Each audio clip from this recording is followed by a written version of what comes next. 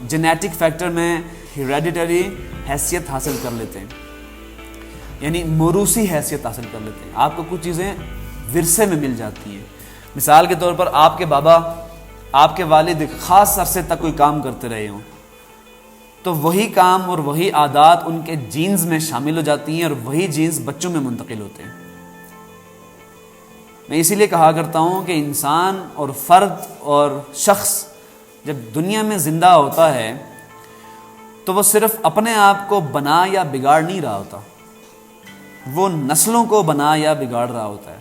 اس لیے کہ ایسا نہیں ہو سکتا کہ ساری زندگی آپ نے کام چوری میں گزاری ہو اور آخر میں جا کے آپ نے شادی کر لی اور بچے ہوئے تو وہ بہت رسپانسبل ہوں گے. نہیں، ان کے جینز پہ بہت بڑا اثر پڑے گا. اگرچہ ہمیشہ ایسا نہیں ہوتا لیکن ہو بھی جاتا ہے. ہمیشہ ایسا نہیں ہوتا کی وجہ یہ ہے کہ نوح علیہ السلام کے عام طور پہ کہا جاتا ہے کہ 3 بیٹے تھے، حام، سام اور یافث. ٹھیک ہے، یا جیفٹ، حام، سام اینڈ جیفٹ.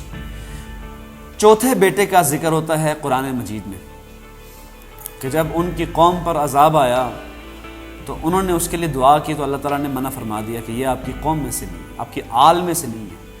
اور یہ آل کا لفظ اولاد کے لیے بھی استعمال ہوتا ہے اور ماننے والوں کے لیے بھی استعمال ہوتا ہے. جیسے آل کے لیے استعمال ہوتا ہے ویسے ہی فالوورز کے لیے، مقتدیوں کے لیے، اقتداء کرنے والوں کے لیے بھی استعمال ہوتا ہے. سمجھ آ رہی ہے؟ تو اس بچے کے بارے میں کیا کہا گیا؟ ان کا اپنا سگا بیٹا تھا کہ اس کے لیے دعا نہیں کرنی،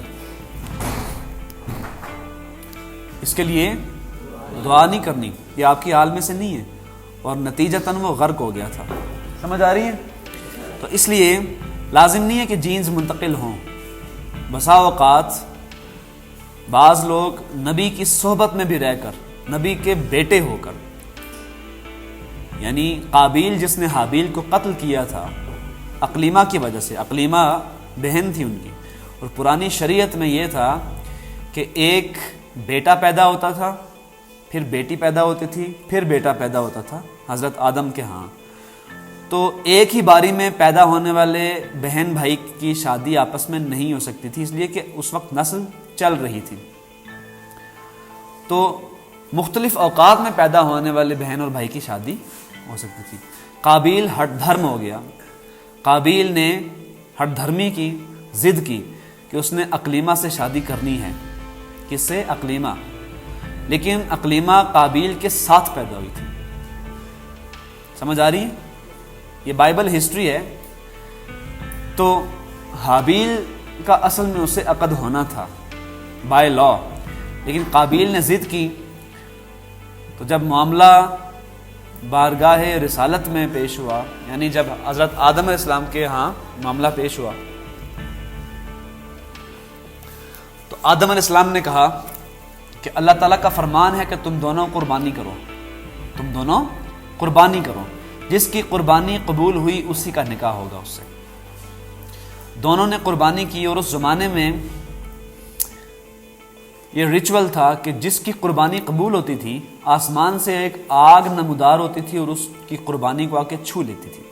تو قابیل نے بھی قربانی کی. قابیل کسان تھا، ہل جوتتا تھا، زمین بوتا تھا، اور حابیل چرواہا تھا، شپرڈ، بکریاں چراتا تھا. اور عموماً ایسے ہوتا ہے کہ جو شپرڈ ہوتا ہے وہ تھوڑا نرم دل ہوتا ہے، وہ رقیق القلب، سلیم الفطرت، سلیم الطبع، شریف النفس اور جنٹل مین ہوتا ہے. وہ ٹینڈر ایموشنز رکھتا ہے، نرم جذبات. اور جو کسان ہوتا ہے وہ زمین جوت جوت کے اس کی عادت بن چکی ہے، وہ سختی اس میں آ جاتی ہے. قابیل اپنی بات پہ اڑ گیا. دونوں نے قربانی کی. حابیل کی قربانی قبول ہو گئی، آسمان سے آگ نمودار ہوئی، اس کی قربانی کو چھو لیا. لیکن قابیل نے اس کو نہیں مانا، خدائی فیصلے کو ماننے سے انکار کر دیا. اسی کو قرآن مجید میں غرور سے تعبیر کیا گیا ہے. غرور کا اصل میں لفظی مطلب ہوتا ہے دھوکہ، اپنے آپ کو دھوکے میں رکھنا. اسی کو تکبر کہا جاتا ہے. حق کے سامنے ڈٹ جانا، کھڑے ہو جانا، اس کے خلاف کھڑے ہو جانا، اور اللہ کی مخلوق کو اپنے سے کمتر سمجھنا.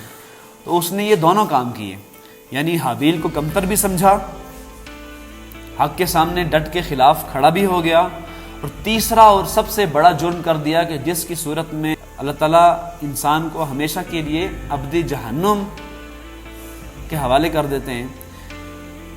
وہ جرم کیا تھا؟ اس نے حابیل کو قتل کر دیا، ایک پتھر اٹھایا اور اس کو مار مار کے اسی جگہ ختم کر دیا۔ خیر اس کے بعد یہ مختلف بحث ہے، پوری سٹوری ہے کہ کوا آیا اور وہ پریشان ہو گیا قابیل کہ اب اس کی لاش کا میں کیا کروں، اس کا بھائی تھا۔ تو کوا آیا، اس نے زمین کھودی اور اس کو سکھایا کہ اس طرح اس کو دفن کرنا ہے۔ تو بہرحال بات کرنے کا مقصد یہ ہے کہ جینز پہ بہت بڑا اثر پڑے گا، اگرچہ ہمیشہ ایسا نہیں ہوتا لیکن ہو بھی جاتا ہے۔